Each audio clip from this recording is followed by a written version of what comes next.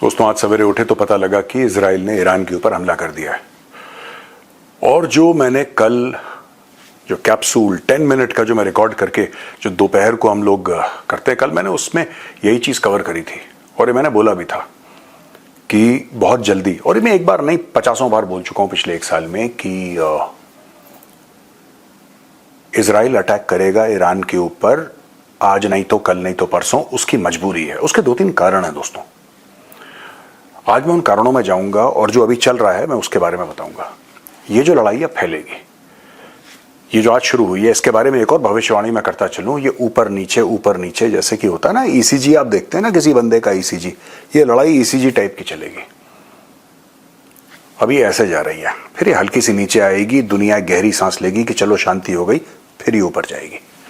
और अगले 1, 2, 3, 4, 5, 6 महीने में ये उतार चढ़ाव आपको देखने को मिलेंगे। आज मैं आपको उतार चढ़ाव समझा देता हूं। देखिए, कल मैंने आपको यह बताया था कि अमेरिका क्यों इतनी तारीफ कर रहा है यार, आसिम मुनीर ग्रेट लीडर और ये सब। ये मैंने कल, आपने देखा होगा कल का, अगर आप देखेंगे जो दोपहर को मैं रिलीज करता हूं इसी प्लेटफॉर्म पे, इसी चैनल पे, विस्तार से मैंने आपको समझाया था। और यही बात मैं, जैसा मैंने बोला, कई बार बता चुका हूं। देखिए, टोटल बात यह है कि हिजबुल्लाह को पैसे देने वाला कौन, हमास को पैसे देने वाला कौन, राइट? ईरान। अभी तो ईरान के पास न्यूक्लियर वेपन नहीं है। आज की तारीख में ईरान के पास न्यूक्लियर वेपन्स हैं ही नहीं। तब ईरान इतना दंदनाता फिरता है सऊदी अरब के अंदर टेररिस्ट ग्रुप्स। मैं लेबनान और पैलेस्टीन की तो बात ही नहीं कर रहा, वो तो आप जानते ही हैं। हिजबुल्लाह और हमास को कौन नहीं जानता? सऊदी अरब के अंदर, सीरिया के अंदर, इराक के अंदर, इस पूरे इजिप्ट के अंदर मुस्लिम ब्रदरहुड जो थी, जो which is the ideological father of Hamas, ये मुस्लिम ब्रदरहुड तो इजिप्ट में पैदा हुई है। ये तो इजिप्शियन ऑर्गेनाइजेशन है, ठीक है। और इजिप्ट कहां है? इजिप्ट बिल्कुल बगल में है। इजिप्ट जो है इजराइल से बिल्कुल लगा हुआ है। तो ये पूरे इलाके में अपनी डिप्लोमेसी कैसे करता है ईरान? ईरान के ऊपर दोस्तों 1979 से सैंक्शंस हैं, लगातार सैंक्शंस हैं ईरान के ऊपर। ईरान अपना तेल नहीं बेच सकता, ईरान अपना सामान नहीं बेच सकता। अगर ईरान सामान बेचेगा तो ये हो जाएगा, और ये करेगा तो वो हो जाएगा। तो दबाव से ईरान 1979 से है। अच्छा, इन्होंने एक अग्रीमेंट भी साइन करी थी, अमेरिकन ने, वेस्टर्न कंट्रीज ने सारी की सारी जो अग्रीमेंट साइन करी थी, वो साइन करी थी ईरान के साथ कि ठीक है, हम आपको ये देंगे, यानी कि आपके ऊपर से सैंक्शंस भी थोड़े बहुत हटा देंगे, ट्रेड भी करेंगे, आपके जो जीवन का जो स्तर है उसको भी हम थोड़ा सा ऊंचा करते हैं। यानी कि इट वाज अंडरस्टूड।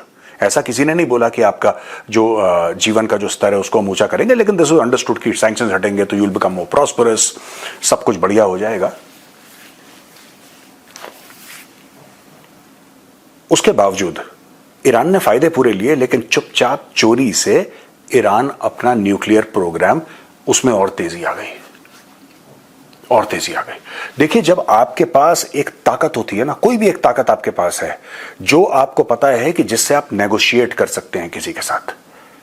जब आप किसी के साथ तोल मोल के लिए बैठे हैं और आपके पास एक ताकत है जिससे आपको पता है आपको बेहतर डील मिलेगी, आप वो अपना हथियार क्यों छोड़ेंगे यार? क्यों छोड़ेंगे? कोई भी पागल आदमी ऐसा नहीं होगा।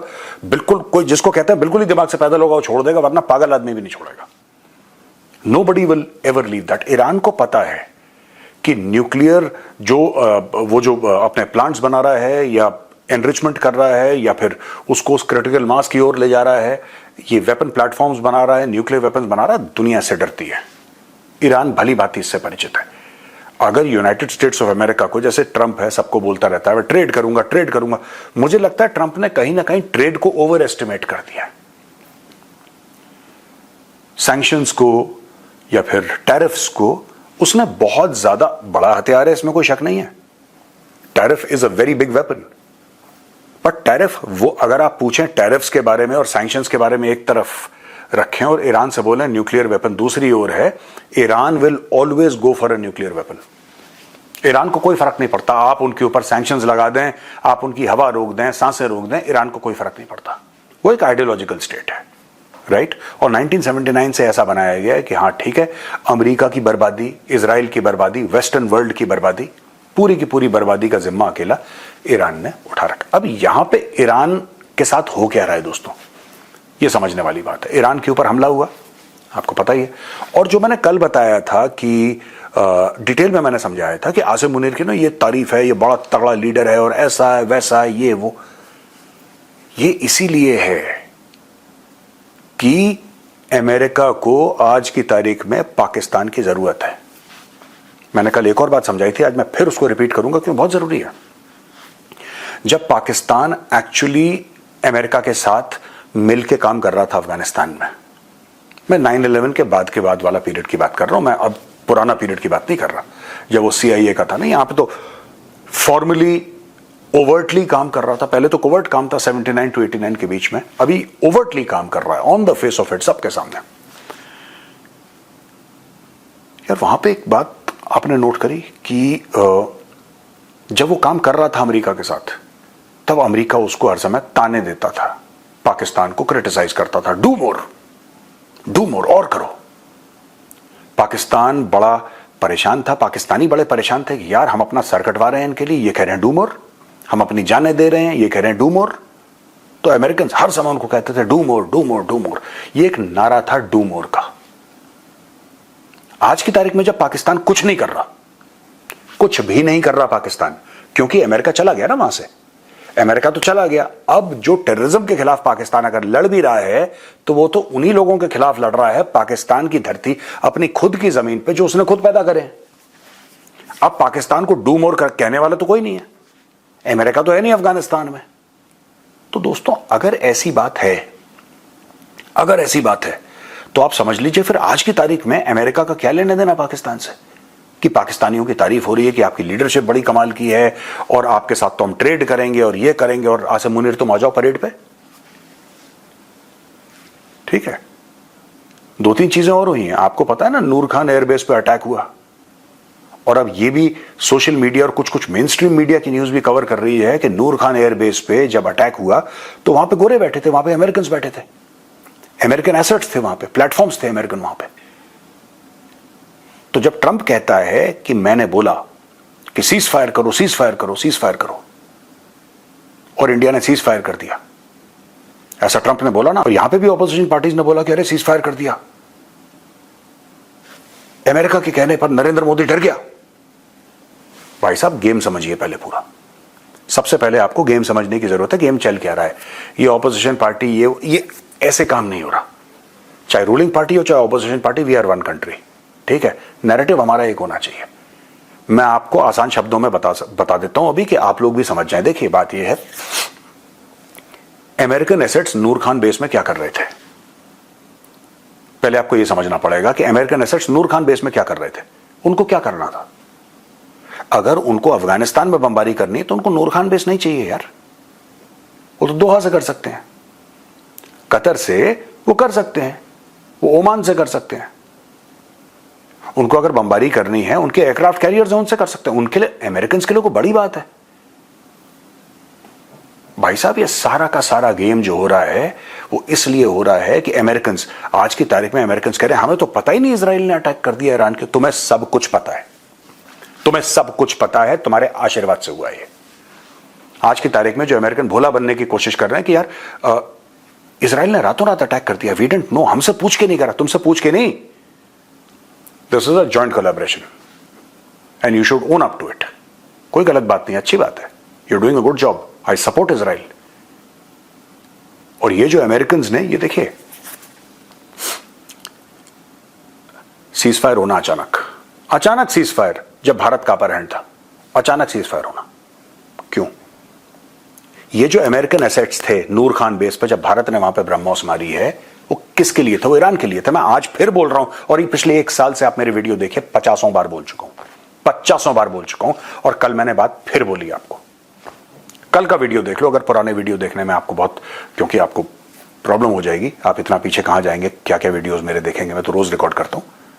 आप ये समझ लीजिए, पाकिस्तान की तैयारी हो रही है, पाकिस्तान अब वो मौका आ गया है। मैंने ये भी कई बार बोला, ये आपको याद भी होगा, 2025 में ईरान में तख्ता पलट होने वाला है, ये 2025 है, और मैंने बोला था 2025 में एक्शन होगा।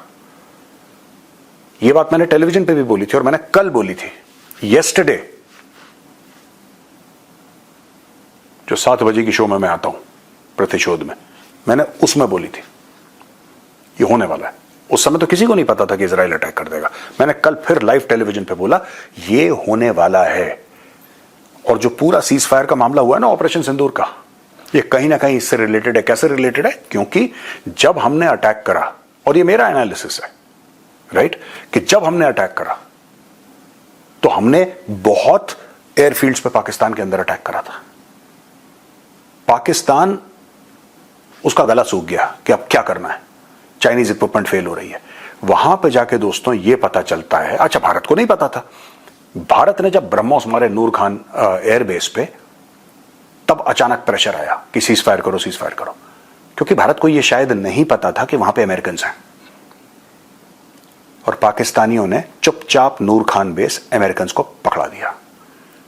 यह हुआ बना दिया, पीठ पीछे डिसेप्शन का एक बहुत लंबा गेम खेला।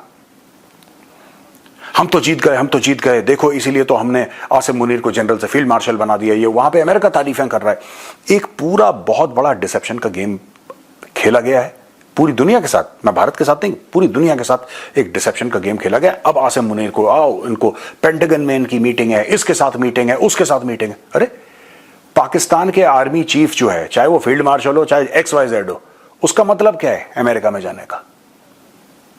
उसका मतलब क्या है? उसको जो आप वहां पे परेड के लिए बुला रहे हैं, आसिम मुनीर को क्यों बुला रहे हैं? जब आप कहीं परेड पे ऐसे बुलाते हैं तो आप किसको बुलाते हैं? आप प्राइम मिनिस्टर शहबाज शरीफ क्यों नहीं जा रहा?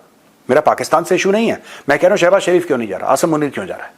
क्योंकि उनको पता है कि आसिम मुनीर अब बन चुका है field marshal, is a 5 star general, and for all practical purposes, चाहे उनकी लाइंस अलग अलग हों, रिपोर्टिंग लाइंस अलग अलग हों, now he senior to the navy chief and the air chief. He is a 5 star general, वो 4 स्टार जनरल्स हैं, वो सर्वा है पाकिस्तान का आज की तारीख में। तो उसको अमेरिका बैठा रहा है, कुर्सी पर बैठा रहा है, बोल रहे भाई परेड देख, हम तेरे को एक मेडल दे देंगे, ये दे देंगे, वो दे देंगे। उसकी ईगो बूस्ट कर रहा है, उसको पैसे दे दिए। जो $400 मिलियन दिए थे F-16 के लिए, वो किस दिन के लिए दिए थे? अब आपको पता लगेगा किस दिन के लिए दिए थे। जिसको भी गलतफहमी है कि अफगानिस्तान में होगा 10, 20, 25%, 70 से लेकर 80% उसका खेल ईरान के खिलाफ होने वाला है। दोस्तों कल मैंने वीडियो में बोला था, आज मैं फिर बोल रहा हूं, ये वीडियो सेव कर लेना, यही होने वाला है। और जो लड़ाई के बारे में मैं 2024 से बोलता चला आ रहा हूं, 2024 से मैं लगातार बोलता चला रहा हूं कि ये होगा, तख्ता पलट की कोशिश होगी, ईरान में तेहरान में तख्ता पलट की कोशिश होगी, वो रात को शुरू हो गई। ये मेरी भविष्यवाणी सत्य निकली। और आप देख लेना जो मैंने आगे बताया ना, ECG वाला ऊपर नीचे जाएगा, अब ये भी देख लेना होने वाला है।